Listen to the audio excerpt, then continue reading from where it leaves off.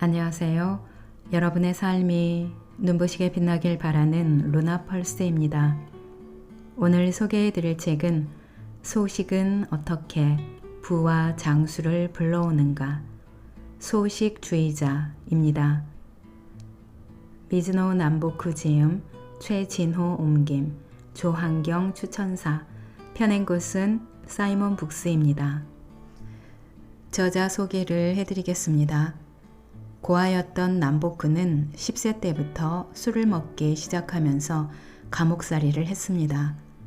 감옥에서 죄수의 관상이 일반인과 다르다는 사실을 발견하고 관상을 공부했습니다.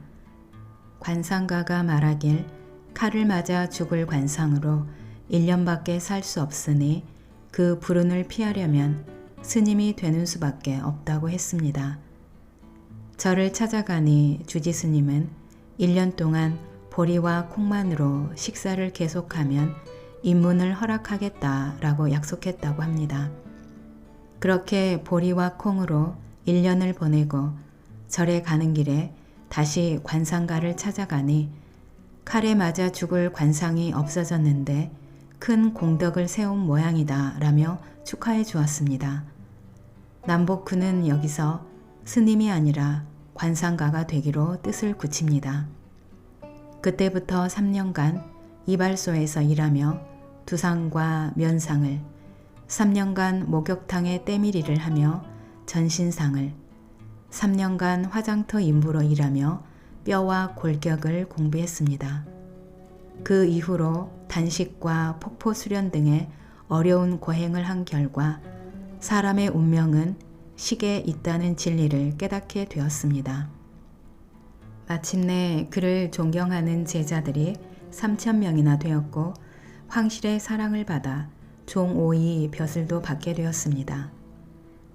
남보쿠의 관상은 보잘것없었습니다.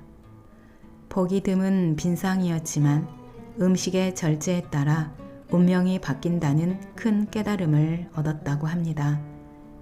그럼 책의 본문 중에서 일부 소개해 드리겠습니다.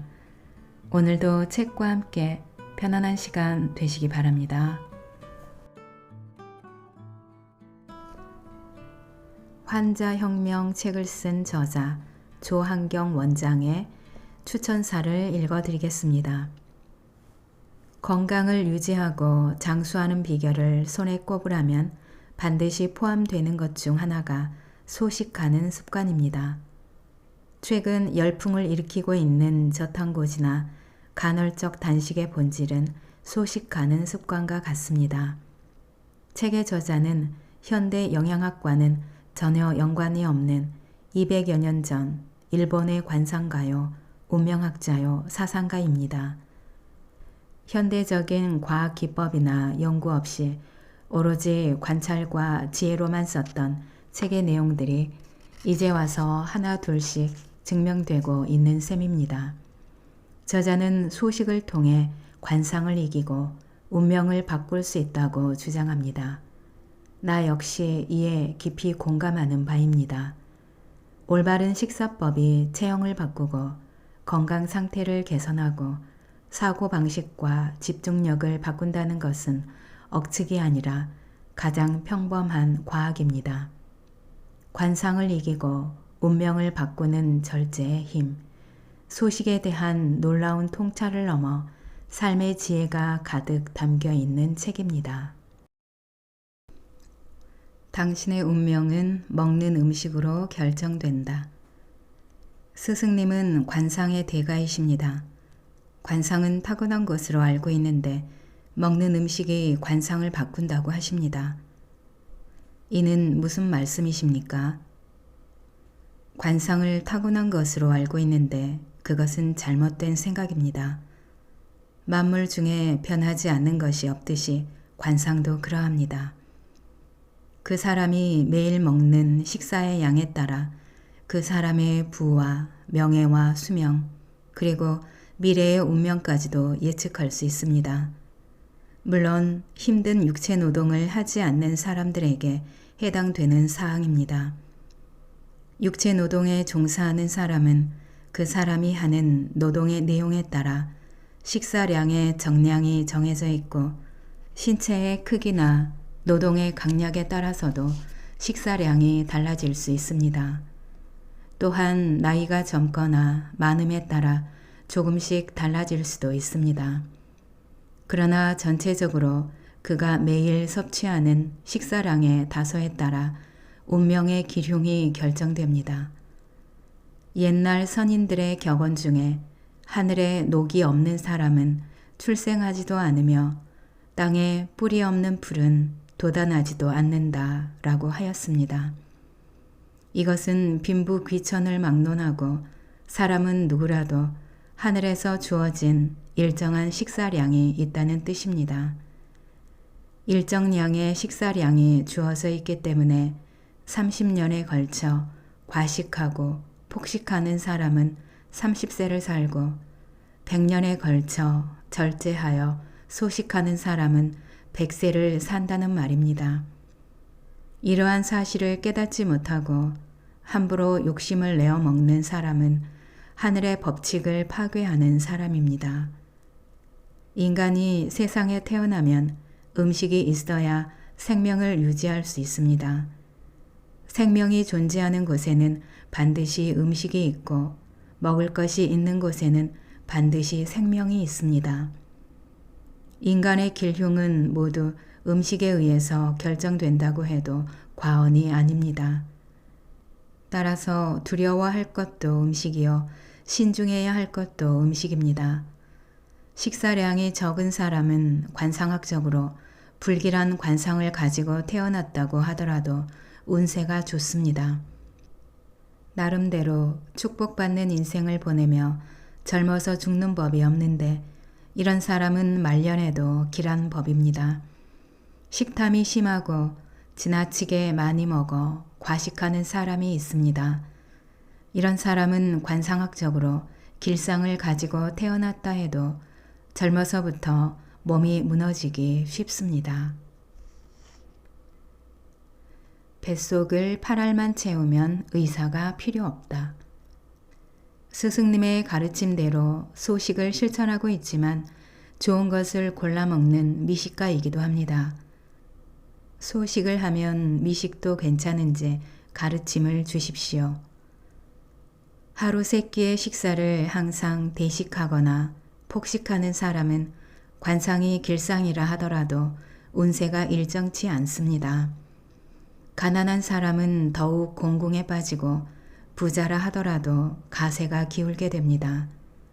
관상이 흉한 데다가 폭식까지 하면 죽고 난 후에 들어갈 관도 못 구할 정도로 가세가 기운다는 사실을 각오해야 합니다. 중국 고서에 복팔분이면 무의라는 말이 있습니다. 즉 뱃속을 항상 8알만 채우면 의사가 필요 없다는 말입니다. 폭식과 대식을 경계하는 말이니 꼭 명심해야 합니다. 미식 또한 과식이나 폭식과 다름이 없습니다. 3가지 모두 지나친 욕심에서 비롯되기 때문입니다. 항상 맛있는 음식만 골라 먹는 사람은 비록 관상이 길하다 해도 운세는 흉합니다. 미식하는 버릇을 고치지 않으면 부와 명예는 물론이거니와 집안 자체가 몰락하게 됩니다. 가난한 사람이 미식을 하게 되면 뼈 빠지게 평생 고생만 하다가 자식에게 빚까지 남겨놓고 비참하게 죽는 법입니다. 제철에 나오는 음식을 진중하게 기다리지 않고 그 계절 중에 가장 먼저 나오는 것을 기를 쓰고 즐겨 먹는 사람이 있습니다. 이런 사람은 관상이 복상이라 해도 재산운이 빠져나가게 됩니다. 하물며 빈상인 자가 이런 습관을 가지면 행방불명이 될 운명에 처하게 됩니다. 물론 제철 음식이 건강에 가장 좋습니다. 그러나 아직 성숙이 덜 된 것을 맨 처음 먹겠다고 식탐을 부리는 것은 지나친 욕심입니다. 무엇을 지나치게 좋아하는 그 마음을 삼가십시오. 여름에는 덥기 때문에 몸을 시원하게 하는 과일과 채소가 좋고 겨울에는 춥기 때문에 몸을 따뜻하게 하는 곡물이 사람의 몸의 제격입니다. 식탐을 버리고 자연의 법칙을 겸허히 따르십시오. 논어에는 공자의 음식관이 잘 나와 있습니다. 그것을 우리는 공자의 불가식이라고 말합니다. 첫째, 음식이 갖는 본래의 빛을 잃으면 먹지 않는다.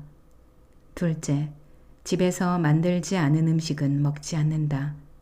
셋째, 제철에 난 것이 아니면 먹지 않는다.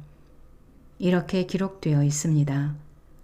역시 대학자인 공자다운 식생활이라는 생각을 지울 수가 없습니다.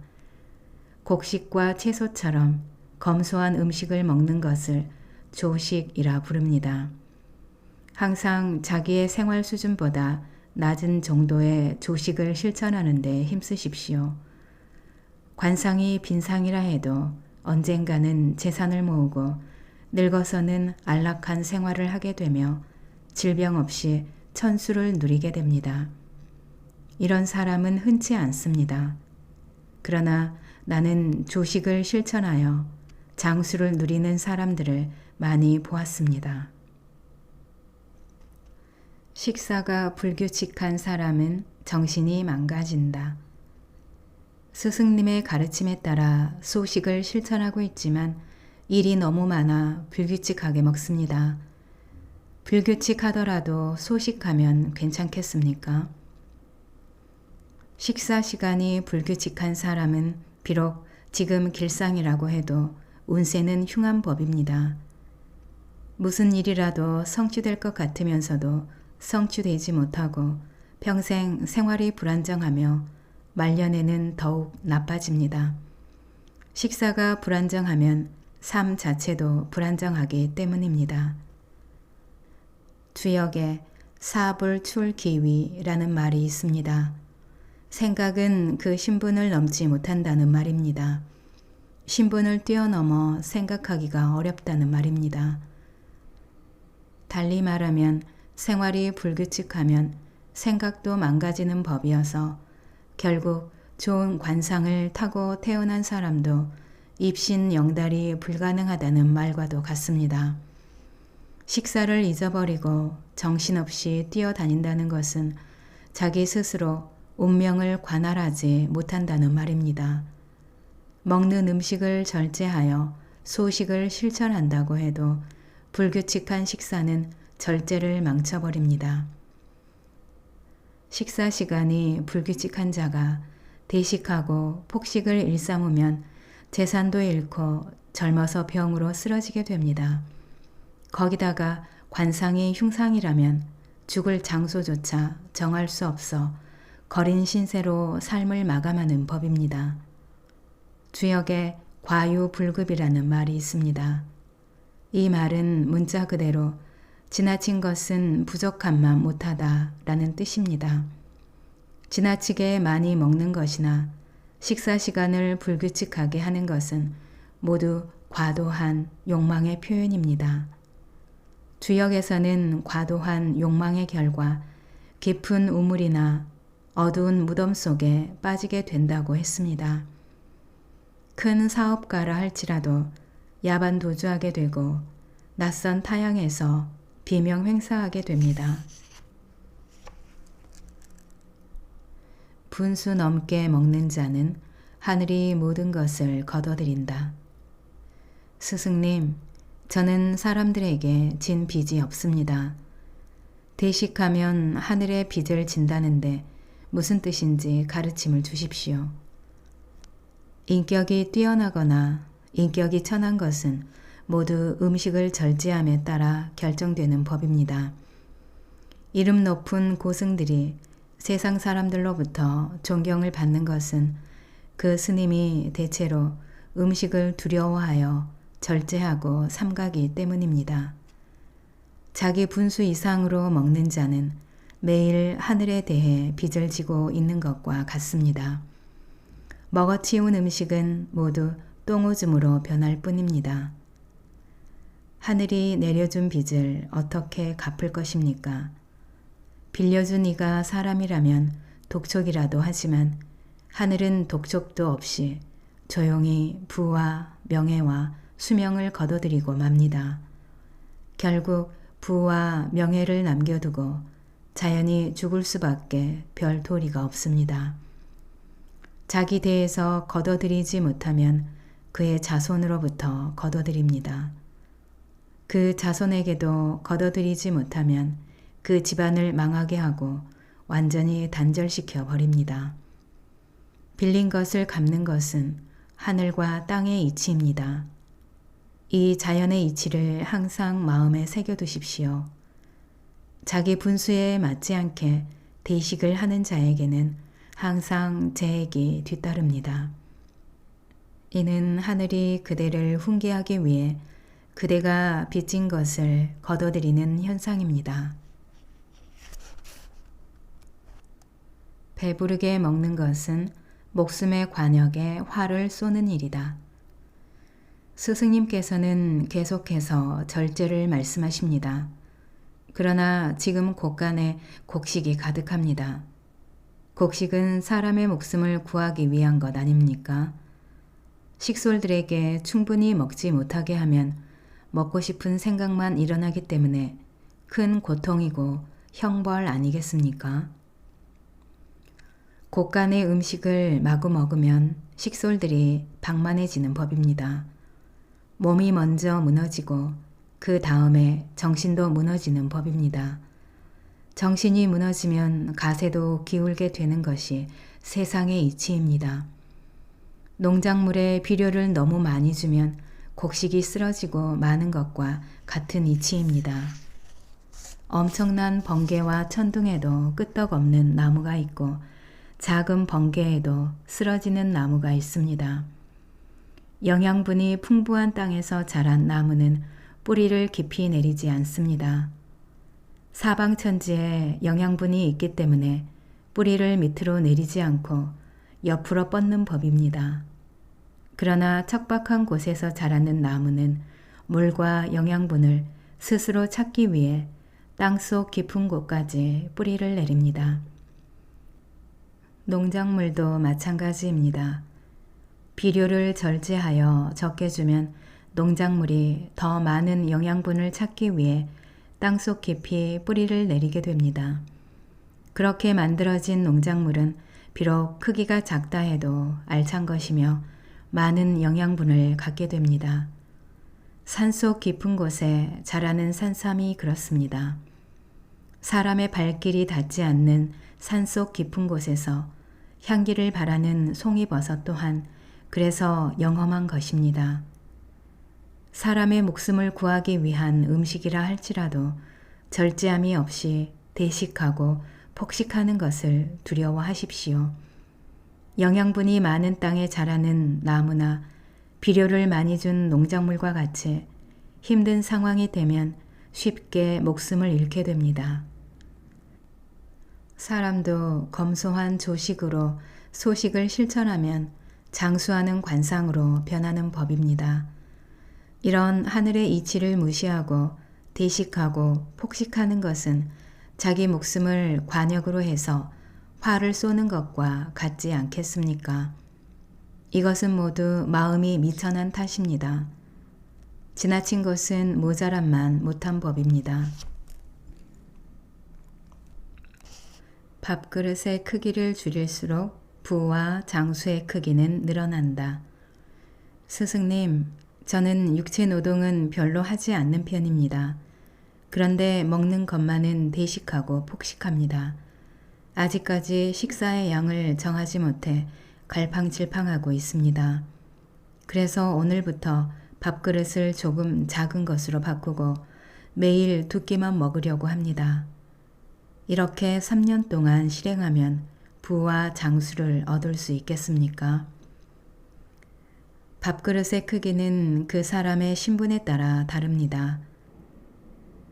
도시에 사느냐, 농촌에 사느냐에 따라 또한 다릅니다. 도시에 사는 사람은 육체 노동보다는 정신 노동에 종사하는 사람이 많기 때문에 작은 밥그릇을 사용하고 농촌에 사는 사람은 항상 몸을 움직이는 육체 노동에 종사하기 때문에 큰 밥그릇을 사용해야 합니다. 신분이 높은 귀인은 큰 밥그릇을 사용하지 않으며 신분이 낮고 육체 노동에 종사하는 자는 작은 밥그릇을 사용하지 않습니다. 밥그릇의 크기는 하늘이 그 사람의 신분에 맞게 내려준 것입니다. 그래서 밥그릇을 천목이라고 부릅니다. 봉황이 물만 마신다는 사실을 기억해야 합니다. 하늘이 내려준 밥그릇의 크기를 줄일수록 부와 장수의 크기는 늘어날 것입니다. 밥그릇의 크기를 줄인다고 당장 변화가 있는 것은 아닙니다. 밥그릇의 크기를 줄인다는 것은 절제함으로써 하늘의 이치에 따르겠다는 고백과 같습니다. 고백한 후 실행에 옮겨야 합니다. 나는 그것을 3년이면 충분하다고 생각합니다. 3년을 실행하면 마음이 충분히 가라앉아 안정을 이룹니다. 3년이 지나면 그것이 몸과 마음에 깊이 각인되어 흔들림 없는 지표가 됩니다. 3년이 지나면 그것이 몸과 마음에 깊이 각인되어 흔들림 없는 지표가 됩니다. 그 순간부터 부와 명예가 따라옵니다. 그 순간부터 부와 명예가 따라오지 않아도 흔들림이 없습니다. 부와 명예가 따라오지 않아도 흔들림 없는 마음의 평화가 온다면 부와 명예가 뭐 그리 중하겠습니까? 식탐을 부려 폭식하면 악한 관상으로 변한다. 스승님, 저는 항상 소식을 실천하지만 어느 정도가 소식인지 혼란스럽습니다. 가르침을 얻고 싶습니다. 되풀이하여 말하지만 식은 생명의 근본입니다. 매일 먹는 음식을 일정하게 정하여 규칙적으로 행하는 것을 보통 식을 정한다 라고 말합니다. 사람의 인상, 골상, 수상 등에는 원래 길흉이 없습니다. 상에 운명이 정해져 있다는 저작거리의 관상가들을 멀리 하십시오. 관상은 하늘의 이치와 만물의 이치를 반역할 수 없습니다. 그 이치란 모든 것은 변한다 라는 원리입니다. 만물이 변하는데 어찌 관상인들 변하지 않겠습니까? 다만 소식을 규칙적으로 행하면 악상이 선상으로 바뀌고 식탐을 부려 대식하고 폭식하면 선상이 악상으로 변합니다. 이때 소식의 기준은 옛날부터 복팔분으로 정해 놓았습니다. 복팔분이란 뱃속을 8알만 채우는 것입니다. 다른 말로 하면 조금 더 먹고 싶을 때 젓가락을 놓는 것입니다. 나는 복팔분보다 복육분을 주장합니다만 이것은 현자의 경지라서 실천이 무척 어렵습니다. 우선 복팔분을 실천하십시오. 복팔분이란 단순히 조금 덜 먹는 일이 아니라 욕심을 내려놓는 일이기도 합니다. 복팔분 하듯이 모든 사람을 겸허히 대하고 모든 일에 조심한다면 부와 명예가 어찌 다른 곳으로 도망가겠습니까? 설사 부와 명예를 얻지 못한다 한들 무슨 부족함이 있겠습니까? 이것이 이 책에서 내가 말하는 속뜻인데 세상 사람들은 이 뜻을 잘 알지 못해 나는 안타깝습니다. 식탐을 부려 대식하는 사람이 병을 앓기 시작하면 식욕이 떨어져 제대로 먹지 못합니다. 그러나 소식으로 절제해온 사람은 병으로 앓는 일도 없고 앓는다고 해도 먹지 못하는 법이 없습니다. 대식하는 사람은 하늘이 내려준 식욕이 바닥이 났기 때문에 일찍 죽습니다. 생명이 있어도 먹지 못하는 상태로 오래 고생하다가 죽습니다. 그러나 소식하는 사람은 하늘이 내린 식욕이 아직 남아있기 때문에 먹을 수가 있습니다. 생명의 불빛이 꺼져 가다가도 다시 살아납니다. 식욕이 다할 때까지 절대 일찍 죽는 법이 없습니다. 나는 이런 사례를 평생 수없이 보았습니다. 절제하고 베푼다는 그 생각마저 지워야 한다. 스승님께서는 남에게 덕을 베풀고 자신에게는 절제하라고 하십니다. 그런데 남에게 인색한 사람이 부와 장수를 누리는 것을 가끔 봅니다. 스승님께서는 이 점에 대해 어떻게 생각하십니까? 남에게 인색한데도 부와 장수를 누리는 경우가 때로 있습니다. 이와 같은 자는 최소한의 덕을 실천한 사람입니다. 음식을 절제함으로써 자기가 먹지 않은 분량만큼 천지에 되돌려준 결과가 되어 무의식 중에 천지에 음덕을 쌓게 된 것입니다. 이러한 자라도 부와 장수가 자신의 덕이라고 생각하는 순간 모든 것이 무너지게 됩니다. 그것은 천지의 덕이지 본인의 덕이 아닙니다. 그런 자를 부러워하는 마음을 버려야 합니다.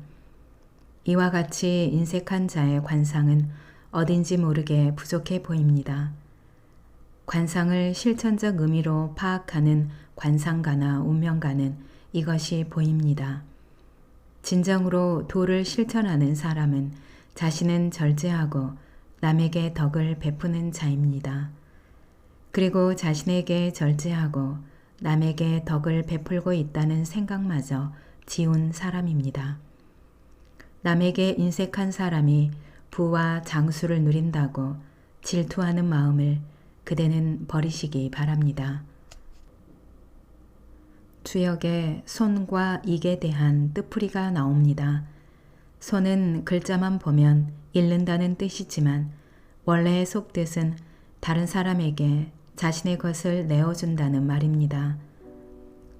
덕을 다른 사람에게 베푼다는 뜻으로 얼핏 손해를 보는 것 같이 보이나 사실은 최대의 이익이 된다는 의미를 가지고 있습니다. 이익은 이익이란 말이지만 진정한 의미의 이익이란 다른 사람에게 베푸는 것을 말합니다. 다른 사람에게 손해를 주고 자기가 이익을 보면 하늘의 원망을 받게 됩니다. 인간의 복록수는 손해를 볼 때에만 주어지는 하늘의 덕입니다. 그대의 이익을 버리고 하늘의 덕을 얻으십시오.